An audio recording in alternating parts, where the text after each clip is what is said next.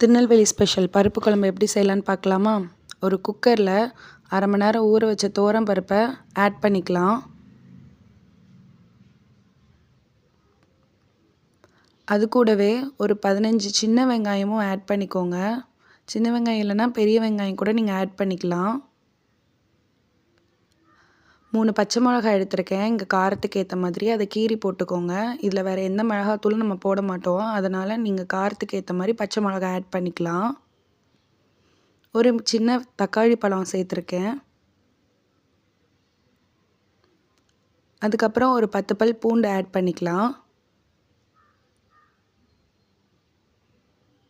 கொஞ்சமாக பெருங்காயத்தூள், கொஞ்சம் கல்லுப்பு, தேவையான அளவு தண்ணி ஊற்றிக்கோங்க. பருப்பு முங்குற அளவுக்கு தண்ணி இருக்கணும். மஞ்சத்தூள் போட்டிருக்கேன். கொஞ்சமாக எண்ணெய் ஊற்றிருக்கேன் பருப்பு பொங்கி வராமல் இருக்கிறதுக்காக. இப்போ ஒரு 3 விசிலுக்கு அப்புறம் ஓப்பன் பண்ணி பார்க்கலாம். தண்ணியை தனியாக எடுத்து வச்சுக்கோங்க. பருப்பு கடைய ஈஸியாக இருக்கும். தண்ணியை தனியாக எடுத்துகிட்டு நான் பருப்பு கடைஞ்சிட்டேன். கடைஞ்சதுக்கப்புறமாட்டி கொஞ்சோண்டு தேங்காயும் ஜீரகத்தையும் போட்டு மிக்ஸ் பண்ணி ஜாரில் அரைச்சிருக்கேன். நீங்கள் அதை பேஸ்ட்டாக அரைக்க வேணாம், ஜஸ்ட் ஒரு துருவுனா போதும். துருவி இதில் ஆட் பண்ணிக்கோங்க.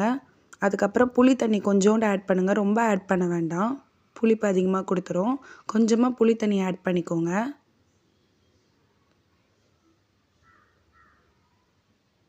பருப்புலேருந்து எடுத்த தண்ணியை ஆட் பண்ணியிருக்கேன். அதுக்கப்புறம் அதை கழுவுன தண்ணி கொஞ்சம், பருப்பு கழுவுன தண்ணி கொஞ்சம் ஆட் பண்ணியிருக்கேன். அப்புறமா மல்லி இலை கட் பண்ணி போட்டுக்கலாம். இதுலேயே பருப்பு குழம்பு கொஞ்சம் தண்ணியாக இருந்தால் தான் டேஸ்ட் ரொம்ப நல்லாயிருக்கும்.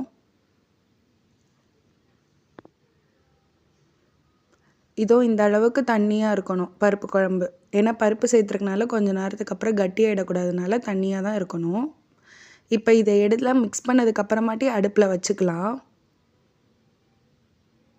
ஒரு 10 நிமிஷம் இது நல்லா கொதி வரட்டும். அதுக்குள்ளே நம்ம தாளிப்பு பார்க்கலாம். ஒரு கடாயில் எண்ணெய் ஊற்றிக்கோங்க. நான் கடலெண்ணெய் ஊற்றிருக்கேன். நீங்கள் தேங்காய் எண்ணெய் கூட யூஸ் பண்ணலாம், அது இன்னும் நல்லாயிருக்கும். கடலெண்ணெய் ஊற்றிட்டு தாளிப்புக்காக கடுகு போட்டிருக்கேன்.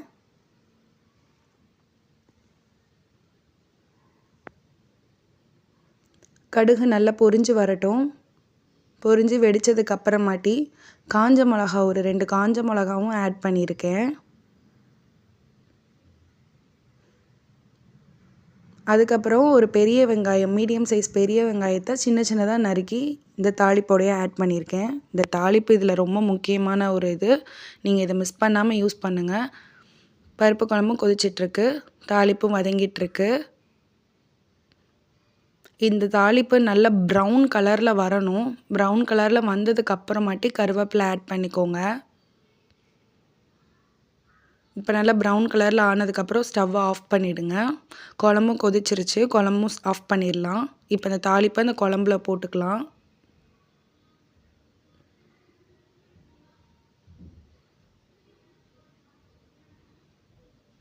அவ்வளோதாங்க, பருப்பு குழம்பு தாளிப்பு முடிஞ்சிருச்சு. பருப்பு குழம்பு இதுதான். எந்த காய்கறியும் இல்லாத நேரத்தில் நீங்கள் இந்த பருப்பு மட்டும் வச்சு இந்த குழம்பு சட்டுன்னு பார்த்துட்டு மறக்காமல் ட்ரை பண்ணிட்டு கமெண்ட் பண்ணுங்கள்.